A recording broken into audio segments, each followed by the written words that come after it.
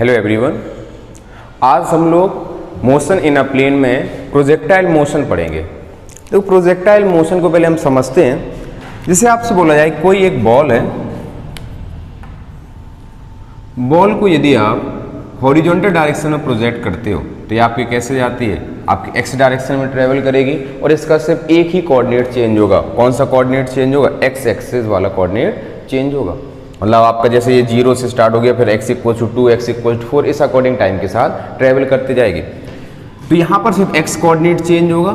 यदि हम इसी बॉडी को किसी इनिशियल वेलोसिटी के साथ वर्टिकल डायरेक्शन में प्रोजेक्ट करते हैं तो ये किधर जाएगी? आपकी ऊपर की तरफ जाएगी। और इसमें कौन सा आपका कोऑर्डिनेट चेंज होगा? y coordinate will change. ये हम लोग इन सारी चीज़ों को पढ़ चुके हैं, इनसे रिलेटेड काफ़ी क्वेश्चंस भी कर चुके हैं। अब यदि हम किसी बॉडी को किसी एंगल के साथ प्रोजेक्ट करें, देन इस केस में क्या होगा?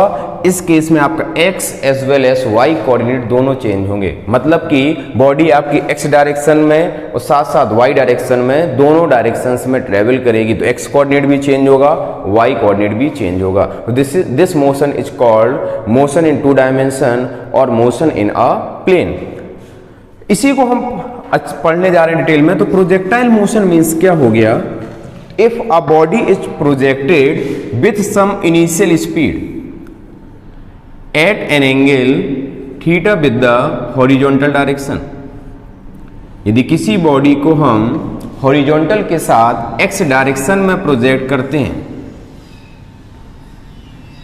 Then the motion is called projectile motion, the body is called projectile and the path traced by the projectile is called trajectory।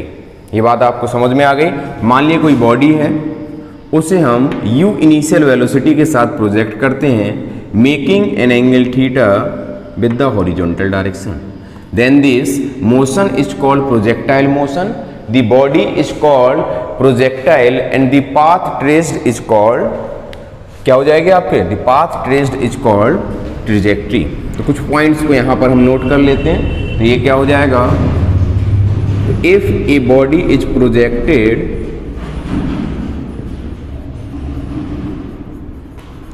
Eight an angle theta with horizontal with velocity v, the motion is called projectile motion,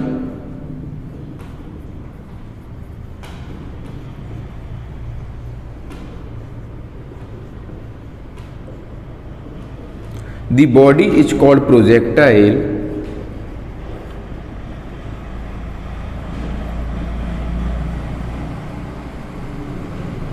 and the path traced by projectile and the path traced by projectile is called trajectory।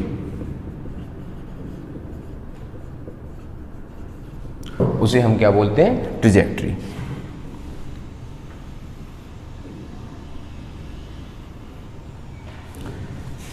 ये बात आप लोगों को समझ में आ गई। चलो अब हम इसे डिटेल में पढ़ते हैं। कुछ एग्जांपल्स की बात करें, जैसे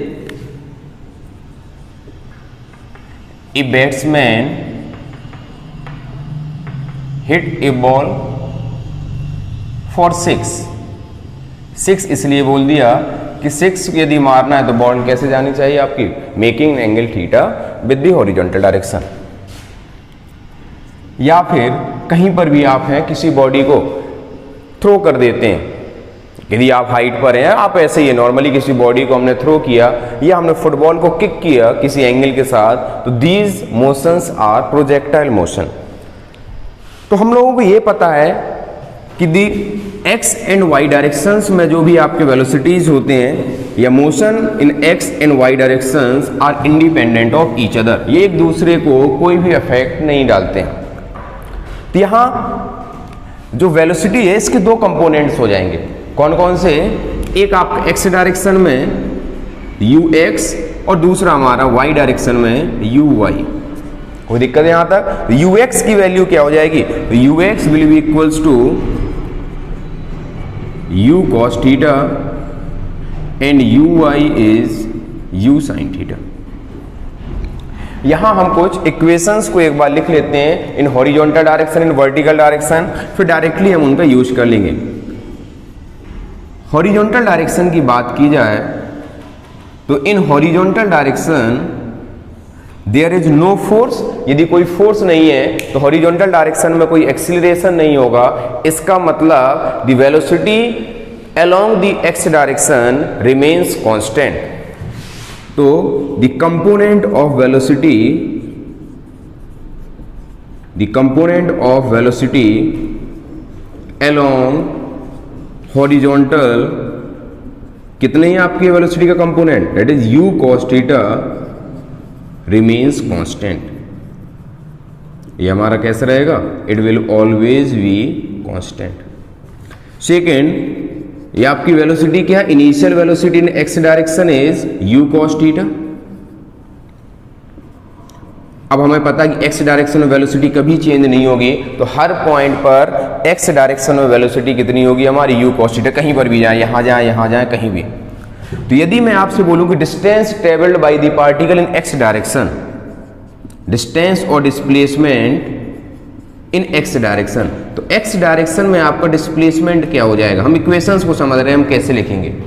तो एक्स डायरेक्शन डिस्प्लेसमेंट को हम x मान लेते हैं, तो distance is equal to speed into time. Because यहां पर आप एक्सीलरेटेड मोशन नहीं है, कोई भी एक्सीलरेशन नहीं है, तो डिस्टेंस को हम डायरेक्टली क्या लिख सकते हैं? Speed into time. Speed is ux and time is t। तो ये क्या हो जाएगा आपका? u cos theta into two, किसी इंटू t, किसी भी टाइम पर it will be u cos theta into t। चलो इन्हीं सब चीजों के बारे में हम डिस्कस कर लेते हैं इन वर्टिकल डायरेक्शन।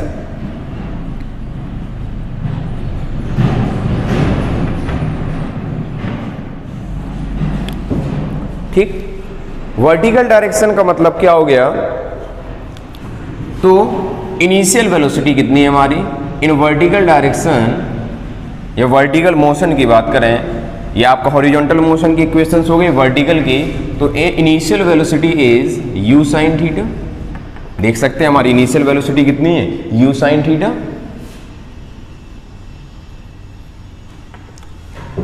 किसी भी टाइम पे आप वेलोसिटी निकालना चाहते हैं तो velocity at any time t,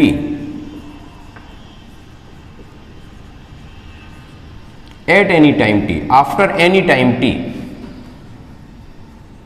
it will be, तो फर्स्ट इक्वेशन ऑफ मोशन लगा दे, तो vy is equals to uy plus ay into t. तो initial velocity in y direction is u sin theta minus g into t. Displacement की बात करें in y direction, तो displacement in y direction is कितना हो जाएगा? Displacement y direction में, तो y is equals to u y t। तो u y कितना है हमारे? u sin theta. चलो पहले इक्वेशन लिख देते हैं, u y t plus half a y t square. तो u y कितना हो गया हमारे? u sin theta minus half g t square. तो these are some points, you don't have to remember it. आप सिर्फ समझ लो कि किस अकॉर्डिंग हम इन इक्वेशंस को लिख रहे हैं। बाकी सारी चीज़ों को आप कुछ भी याद नहीं करना है, आपको ये चीज़ें अच्छे से समझ में आ जाती हैं। जहां इनकी ज़रूरत पड़ेगी उसी टाइम पर इन इक्वेशंस को लिख देंगे। तो एक बात और ध्यान रख लेते हैं कि यदि हम किसी भी पॉइंट पर यहाँ टेंजेंट ड्रॉ करते हैं, then it will give the direction of velocity at that point. तो यदि हम यहाँ पर बात करें एट दी मैक्सिमम हाइट, तो मैक्सिमम हाइट पे यदि आप टेंजेंट ड्रॉ करेंगे तो ये सिर्फ एक ही डायरेक्शन में आएगा। किस डायरेक्शन में? आपका हॉरिजॉन्टल डायरेक्शन में। इसका मतलब क्या हो गया? At the highest point it has only horizontal component, तो वर्टिकल कंपोनेंट विल बी 0। अब यहां पर कुछ टर्म्स हैं, उनकी वैल्यूज को हम फाइंड आउट करना चाहते हैं। देखो क्या, सबसे पहले हम क्या फाइंड करना चाहते हैं कि what is the time of flight. Body को यदि हम O से प्रोजेक्ट करते हैं A तक, तो O से A तक आने में कितना टोटल टाइम लगेगा। एक्चुअली ये टाइम क्या होता है, इस पॉइंट को हम B मान लेते हैं, मैक्सिमम हाइट को पॉइंट को, तो O से B जाने में और B से A जाने में time of ascent is equal to time of descent, ये हम ऑलरेडी पढ़ चुके हैं, इक्वल होता है। तो यहां तक का टाइम निकाल लो, फिर उसको डबल कर दो, तब भी हमारा टाइम ऑफ फ्लाइट आ जाएगा। उसको सॉल्व कर रहे हैं। मैक्सिमम हाइट, यदि हम बॉडी को h थीटा एंगल से प्रोजेक्ट करते हैं तो मैक्सिमम वो कितनी हाइट तक पहुंचता है, that is represented by capital H। The horizontal range मतलब the distance travelled by the projectile in x direction. हमने उस किसी बॉडी को प्रोजेक्ट किया तो दोबारा ग्राउंड पर कितने दूर जाके गिरेगा, that is called horizontal range. सबसे पहले हम निकालते हैं इसमें टाइम ऑफ फ्लाइट। तो टाइम ऑफ फ्लाइट निकालना बहुत ही आसान है। देखो कैसे निकालेंगे हम time of flight.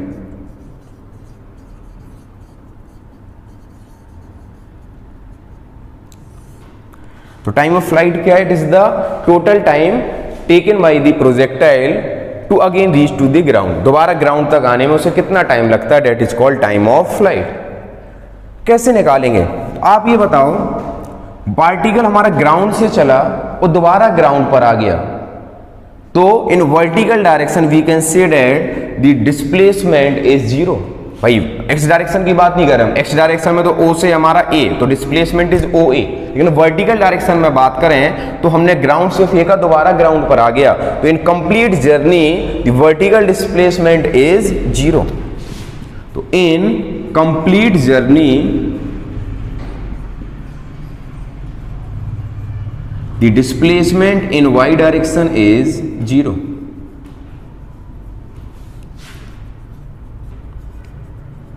y direction में डिस्प्लेसमेंट क्या हो जाएगा हमारा, 0।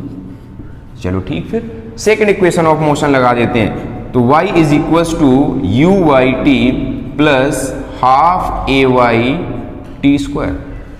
अभी हम लोग बता चुके हैं कि वर्टिकल डायरेक्शन में net displacement is 0। Initial component of the velocity is u sin theta.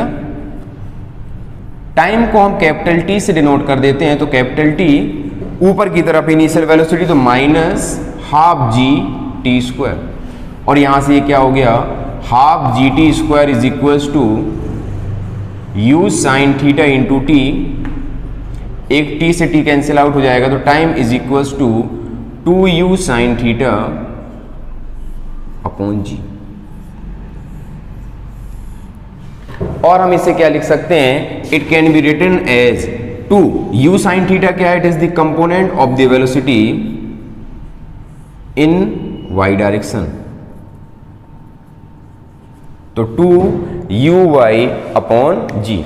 आप लोगों को याद हो कि जब हमने किसी बॉडी को ऊपर की तरफ u वेलोसिटी के साथ प्रोजेक्ट किया था तो ऊपर जाने का टाइम कितना था, u अपॉन जी। नीचे आने का टाइम क्या था हमारा, u अपॉन जी। तो टोटल टाइम ऑफ फ्लाइट कितना आया था, 2u अपॉन जी। यहां भी देखो वही आया आपका 2u अपॉन जी, लेकिन हम यहां पर वर्टिकल मोशन की बात कर रहे हैं। तो वर्टिकल मोशन में वहां u था क्योंकि एक ही डायरेक्शन में मोशन था। यहां वर्टिकल मोशन में तो कंपोनेंट ऑफ द वेलोसिटी कहां हो जाएगा आपका, in the y direction. Now next निकालते हैं हम, ये हो गया आपका टाइम ऑफ फ्लाइट।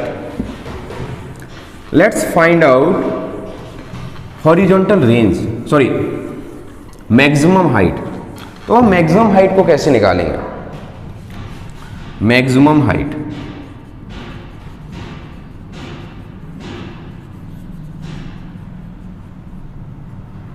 h, ये हमारी मैक्सिमम हाइट है। अब ये बताओ, हम लोगों को ये पता है कि at maximum height vertical component of the velocity is 0। Vertical component of velocity is 0।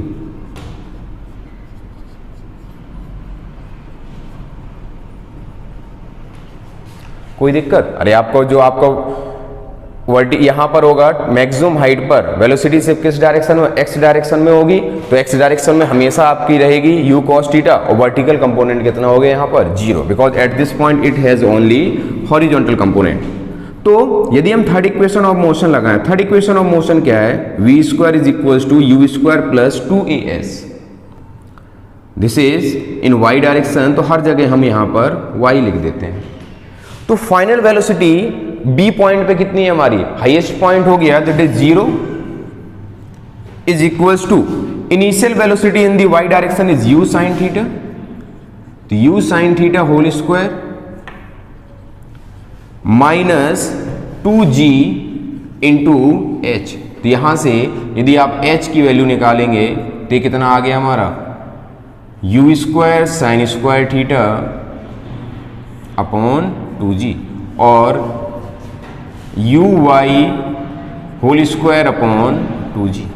तो आपको याद हो जब हम वर्टिकल मोशन को पढ़ रहे थे तो उसमें आपका height reached by the particle कितना आया था आपका u स्क्वायर अपॉन 2g। तो यहाँ वर्टिकल मोशन का मतलब क्या होगा vertical component of the velocity, और ये अगेन कितनी आई हमारी u स्क्वायर अपॉन 2g, लेकिन यहाँ पर हमारी u कौन सा हो जाएगा vertical component of the velocity. चलो ये हो गया हमारा मैक्सिमम हाइट। मैक्सिमम हाइट के बाद हम इसमें निकालते हैं हॉरिजॉन्टल रेंज। तो हॉरिजॉन्टल रेंज क्या हो जाएगा? Now let's find out horizontal range.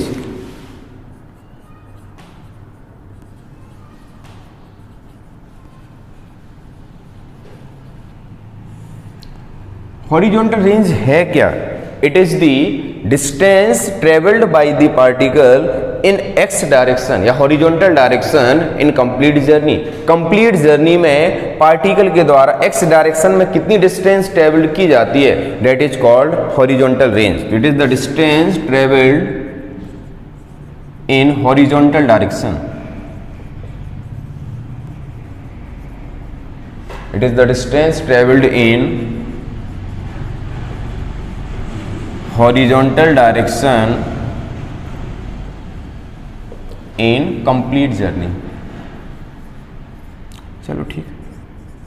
तो एक्स डायरेक्शन में यदि आपको डिस्टेंस निकालना है तो एक्स डायरेक्शन में कोई फोर्स नहीं है तो डायरेक्टली हम क्या लगा सकते हैं distance is equal to speed into time. तो speed in x direction is ux and time is capital T। तो r is equal to ux का मतलब क्या होगा u cos theta and time is 2u sine theta upon g। और ये क्या हो गया r square is equal to u square into 2 sine theta into cos theta upon g. 2 sine theta into cos theta क्या हो जाता है हमारा साइन 2 थीटा। तो range is equal to u square sine 2 theta upon जी।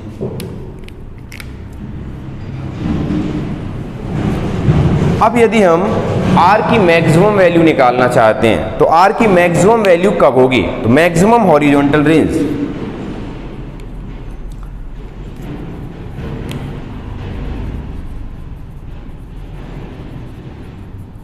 हम कितने angle के साथ इसे प्रोजेक्ट करें कि वो सब ज्यादा दूर जाके गिरे, मैक्सिमम कितने दूर जाके गिरेगा। तो r विल बी मैक्सिमम कब मैक्सिमम होगा? When sine 2 theta is maximum. और साइन 2 थीटा मैक्सिमम का मतलब क्या हो गया? तो साइन की मैक्सिमम वैल्यू क्या होती है 1 और sine 2 theta is equals to sine 90। तो 2 थीटा इज इक्वल्स टू 90। तो यहां से थीटा की वैल्यू कितनी हो जाएगी 45 डिग्री। तो r will be maximum when body is projected at an angle theta. अतः r की मैक्सिमम वैल्यू कितनी हो जाएगी? तो value of the r is u square upon g. अब इसमें यदि हम आपसे कुछ भी पूछा जाता है कि find the velocity at any time t time पर आपको वेलोसिटी पूछी जाती है तो हम कैसे निकालेंगे?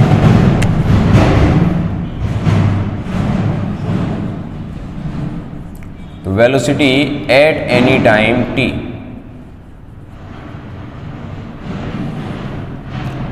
तो हम क्या करें t टाइम के बाद horizontal component of the velocity मतलब निकाल लें और t टाइम के बाद वर्टिकल कंपोनेंट निकाल लें। जब दोनों पता चल जाएंगे दोनों एक दूसरे के परपेंडिकुलर है तो net velocity will be equal to root over vx square plus vy square.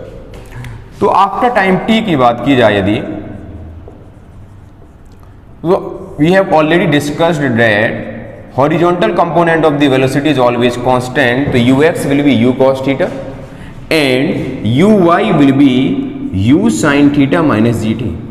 This also we have discussed कि v equals to u plus at लगा देंगे इन y डायरेक्शन तो initial velocity is u sin theta और आपका minus g into t.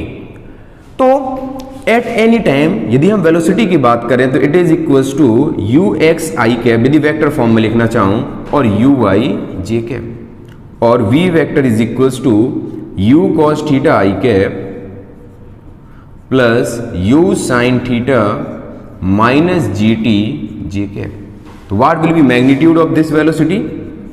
तो magnitude of this velocity is u cos theta whole square plus u sine theta minus g t whole square. This is the net velocity at any time t. किसी भी time T पर यदि आपको net velocity निकालनी है तो आप इस फॉर्मूले की हेल्प से निकाल सकते हैं. ये सपोज कहीं पर भी है, मान लेते हैं ये इस पॉइंट की बात कर रहे हैं, तो यदि इस पॉइंट पर वेलोसिटी v है तो ये हॉरिजॉन्टल के साथ कुछ ना कुछ एंगल बना रही होगी. Suppose this angle is alpha. It will have two component. एक आपका कंपोनेंट क्या हो जाएगा vx और दूसरा कंपोनेंट हो जाएगा हमारा vy किसी भी टाइम पर. ये हो गया. यदि मुझे इनके बीच में एंगल निकालना है, ये आपका किसी भी टाइम पर है, not initial velocity, this is the velocity of particle, तो vx और vy लिख देते हैं. आप लोग कंफ्यूज ना हो जाना कि इनिशियल वेलोसिटीज थी हमारी. इनके बीच में एंगल आप निकालना चाहोगे, suppose this angle is alpha, तो what will be direction of this velocity with horizontal. तो tan alpha is equal to perpendicular upon base. तो perpendicular is vy and base is vx. तो vy की value कितनी है हमारी u sine theta minus g t upon u cos theta. I hope आप लोग ये सारी चीजें समझ में आ गई होंगी. चलो हम इसमें एक चीज और ड्राइव करने जा रहे हैं. We want to find the trajectory of the equation of the trajectory. Path हमारा जो है वो कैसा है और उसको हम कैसे रिप्रेजेंट कर सकते हैं. तो now we will find the equation of the trajectory. How you can find? तो our next topic of discussion is equation of trajectory. We want to find the equation of trajectory. So since we know that after time t, at any instant t, x is u cos theta into t and y is u sin theta into t minus half g t square. Now हम इसमें क्या करें, आप यहां से t की value निकाल दो. तो what will be value of t? तो t is equals to x upon u cos theta and put this value of t in y. y में हम इस वैल्यू को रख देंगे. तो व्हाट वी विल फाइंड? तो y is equals to u sine theta into t. What is the value of t? x upon u cos theta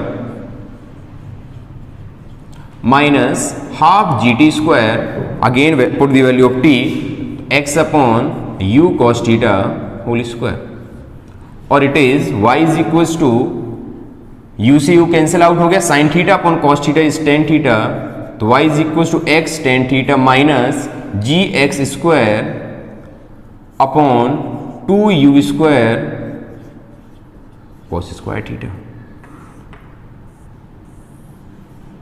Now this is the equation of the trajectory.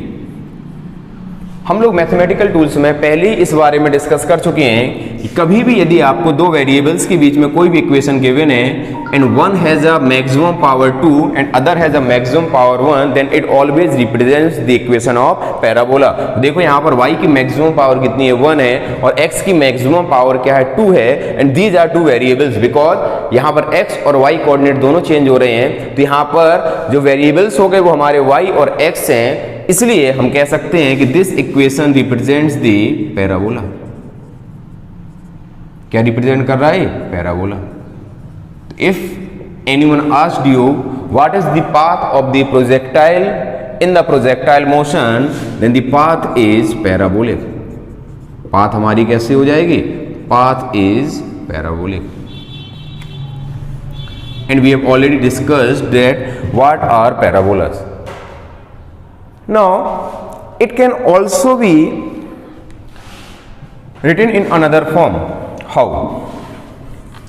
Take a look, you can easily understand. यहां देखो आपको क्या लिखा हुआ है, y is equals to x tan theta minus g x square upon 2u square cos square theta. If you take x tan theta as a common, if you take tan theta as a common,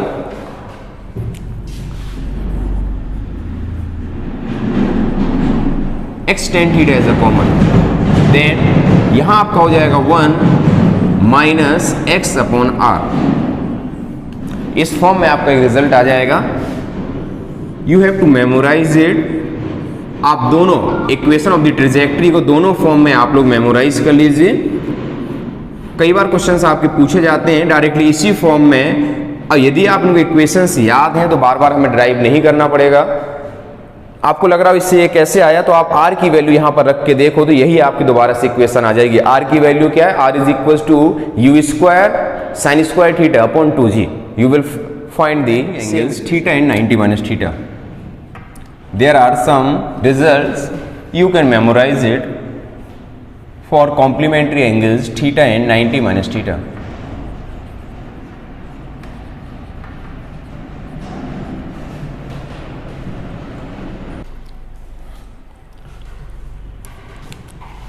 Now for complementary angles theta and 90 minus theta, if we discussed about the range, तो range क्या हो जाएगी। अच्छा, range का formula आप लोगों ने देखा है, तो अभी हमने ड्राइव किया तो r इक्वल्स टू क्या था हमारा, u square sine 2 theta upon g. Suppose this is r1 and this is for theta angle. If the same body is projected at an angle 90 minus theta, तो हम theta की जगह क्या put कर देंगे, 90 माइनस थीटा। तो ये क्या हो गया हमारा, यू स्क्वायर साइन 2 का मल्टीप्लाई अंदर कर देंगे तो 180 माइनस 2 थीटा अपॉन जी। तो आप ये देखोगे साइन 180 माइनस थीटा हमेशा क्या होता है, साइन थीटा होता है। तो ये फिर से हमारा क्या हो गया, तो this is again u square sine 2 theta upon g. तो यहां पर हमारे पास क्या रिजल्ट आ गया कि r1 अपॉन r2 या r1 is equals to r2 और देयर रेशियो इज 1। तो हम ये बोल सकते हैं कि horizontal range is same for complementary angles. यदि बॉडी को हम थीटा और दूसरे सेम बॉडी को 90 माइनस थीटा एंगल पर प्रोजेक्ट करते हैं तो उनकी हॉरिजॉन्टल रेंज सेम आनी चाहिए। Second, time of flight. Let's find the ratio of time of flight. तो टाइम ऑफ फ्लाइट का फॉर्मूला क्या होता है, 2u sine theta upon g. For t1 तो ये क्या हो जाएगा, 2u sine theta upon g, and for t2 2u sine 90 minus theta upon g. तो ये 2u अपॉन जी कैंसिल आउट हो गया, ये हो गया आपका ऊपर साइन थीटा, नीचे sine 90 minus theta is cos theta. तो हम ये बोल सकते हैं कि t1 अपॉन t2 इज क्या हो जाएगा हमारा, tan theta. Let's find the product of t1 and t2। तो प्रोडक्ट क्या हो जाएगा, और next result is let's find the t1 into t2।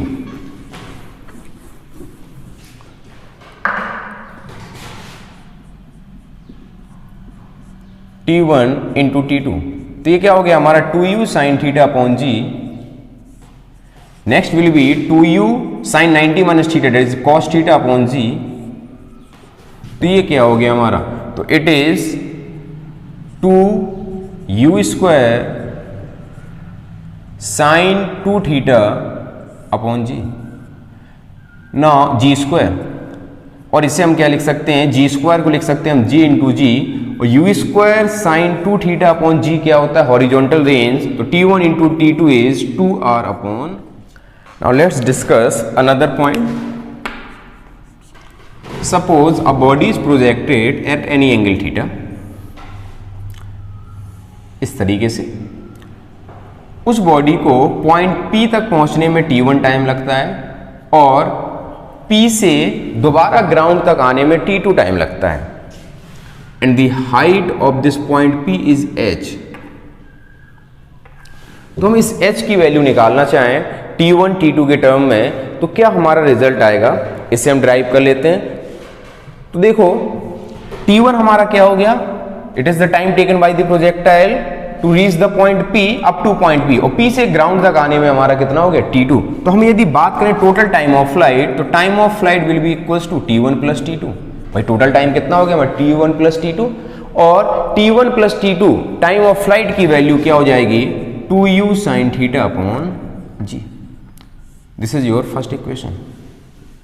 Now h is the distance in vertical direction, तो हम यहां पर क्या करते हैं, सेकंड इक्वेशन ऑफ मोशन लगा देते हैं वर्टिकल डायरेक्शन। तो क्या हो जाएगा, y is equals to u y t plus half a y t square. तो y is h, vertical component of the velocity is u sin theta, and time to reach the point P is t1 minus half g t1 square। h is equals to, यहां से यदि हम u sin theta की value निकालें, u sin theta के ला replace करें, तो u sin theta will be equals to g t1 plus t2 upon 2 into t1 minus half g t1 square. अब यहां पर आप देखो कि 1/2 g t1 कॉमन आ जाएगा। यदि हम 1/2 g t1 कॉमन ले लेते हैं तो ये बचेगा आपका यहाँ t1 plus t2 minus t1, t1 से t1 कैंसिल आउट हो गया। Value of the h is g t1 t2 upon 2।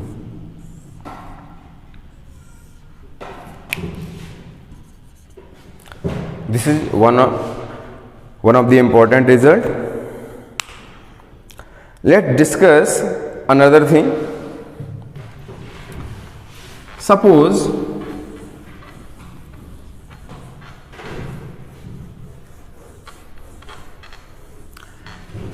there are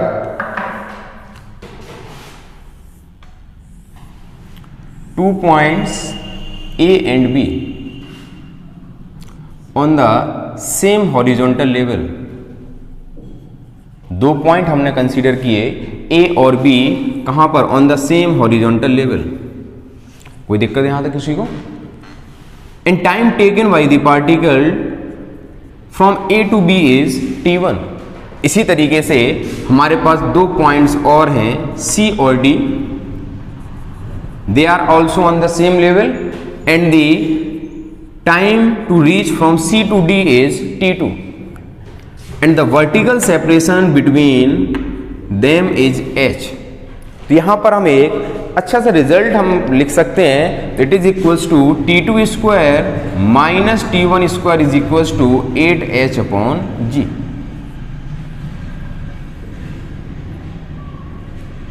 t2 square minus t1 square is equals to 8h upon g। ये हो गया हमारा कुछ basics projectile motion के बारे में। ये सिर्फ आपका हॉरिजॉन्टल प्रोजेक्टाइल मोशन या ग्राउंड टू ग्राउंड प्रोजेक्शन की बात कर सकते हैं, या ऑब्लिक प्रोजेक्शन की बात इसे भी बोला जा सकता है। नेक्स्ट क्लास में इससे रिलेटेड हम क्वेश्चंस करेंगे, देन हम प्रोजेक्शन पढ़ेंगे on the inclined plane. Thank you very much.